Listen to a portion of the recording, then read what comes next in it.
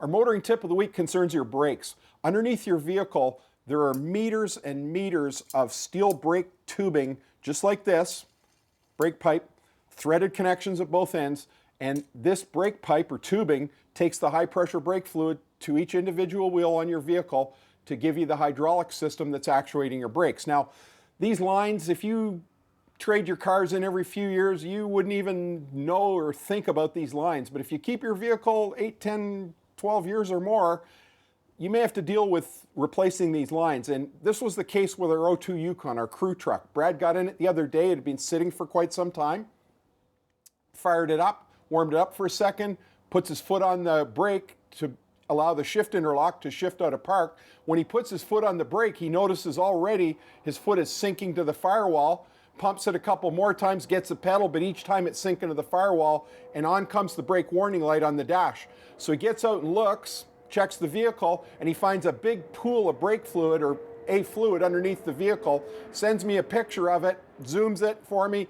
I look at it, we know we've got a burst brake line. Now this vehicle's an 02, it's got lots of kilometers, and it's seen lots of winters of salt, grit, moisture, and that is the perfect storm for corroding through the body and the brake lines of your vehicle. So the brake lines on our Yukon, instead of being like this new one that's quite difficult to bend and you can bend it multiple times without it breaking, they were as brittle as anything could be. One bend and they break in two. And you could see all the rust that was falling off that. That's how fragile and brittle they are. So if you're working on the vehicle, sometimes you just, if they're in this condition, you just touch them and they disintegrate. So it's definitely something you have to deal with. Now, Brad asked me if this could have caused a crash. Now, in this case, we still had a whisker of a brake pedal because remember that after the mid-60s, vehicles got what we call a dual master cylinder. So there were two distinct hydraulic circuits on the vehicle. So now, when we have a burst line, we still have a little bit of a pedal, but it's definitely something that you want to think about when you're certifying your vehicle.